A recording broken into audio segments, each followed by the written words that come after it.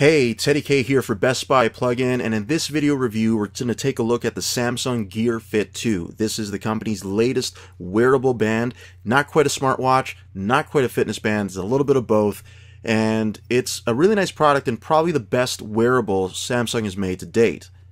And they armed it with a number of features, including that heart rate monitor that you see underneath the body there. Notice that L also? That stands for large. So the Fit 2 comes in two different sizes. So if you have larger wrists or even medium-sized wrists, this unit should be fine. But if you're smaller, then the smaller one will be fine too.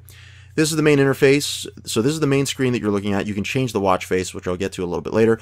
And if you swipe down, you get quick access to the music player, screen brightness, notifications, and also the connectivity. If I just click the back button, then I get to this menu. This is a list of all the main apps that are available on the device.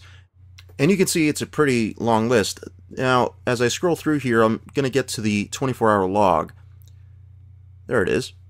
So clicking that, this gives me basically a 24-hour view of everything that I've done, whether I've been light or inactive. So it gives me a pretty good idea. And also, yeah, I can go by day too, so I can see how inactive or active I've been as I've gone along.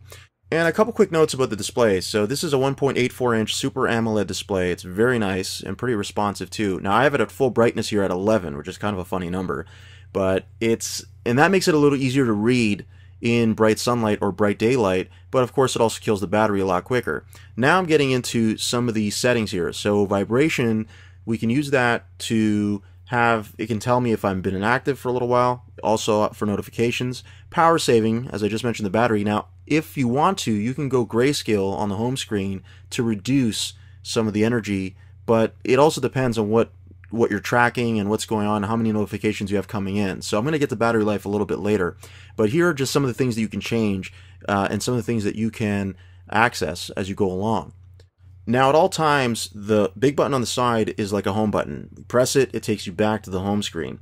And from the home screen, as we swipe left, this is what the interface sort of looks like and what you have access to. So with exercises, of which there are quite a few actually available, these are just some of the basic metrics. Here's a list of the exercises that I was mentioning, right? You got yoga in there. It's pretty good, right? And are there more going to be offered? I'm not sure. Samsung hasn't said whether or not they're going to be offering more of those or whether you as a user can add your own. That's not clear. So at the moment, you can set pace, duration, distance, calories. So all these things will be tracked as you move. Now you can manually choose the exercises that you're going to do before you actually do them, but it's also been designed to kind of recognize what it is that you're doing in it automatically. That is a little hit or miss though. It's not always going to be accurate. And the heart rate monitor is pretty accurate too. I generally found for most cases it was pretty accurate, but if I was really pushing it, it might have been a little bit off. I felt like it was a little low at times. So you can see how the heart rate's going for a week or over the course of a month, and you'll get a better picture of this through the app. Another feature, you can tell it how much water you're drinking, which I think is interesting, and you can also do this with caffeine too. So if you're a big coffee drinker or you like your tea with caffeine as well, you can input that data as well, which I think is kind of cool. Swiping from the right of the home screen shows you a daily snapshot of some of your achievements, and steps of course are a big part of that. So even while during movement, it's a little bit harder to see the screen at times, but you're always looking to try and get steps, and you can set a goal. Now there's also a sleep tracker in here, so I'll just get to that. There it is right there, and automatically the Fit 2 tracks your sleep. You can set it manually, but it does a pretty good job of recognizing when you've actually fallen asleep and when you've woken up. But if you want, you can do it manually so that you are very sure of the timing. And that pretty much sums up how the Gear Fit 2 interface looks and how it works. So now as we move on to the app, so this is the Gear Fit 2 Manager app. This is on a Samsung Galaxy Note 7, but it can work on other Samsung phones and other Android phones. No iPhone, unfortunately. It's just not going to work at all with any iOS device.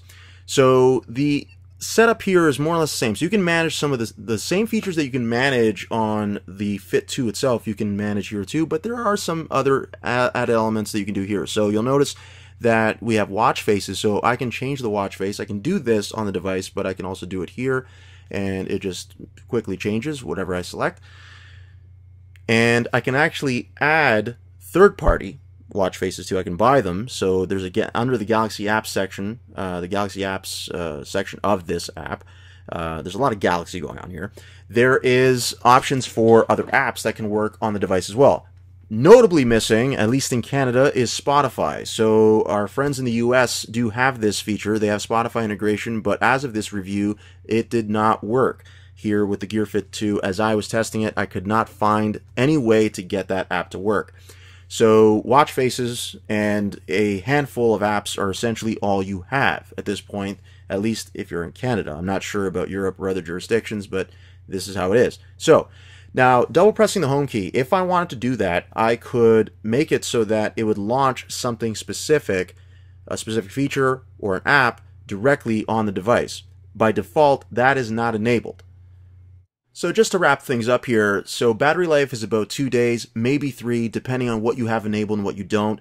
I know that S Health as an app is an acquired taste, but you'd have to use it basically with this device. The two are very much intertwined.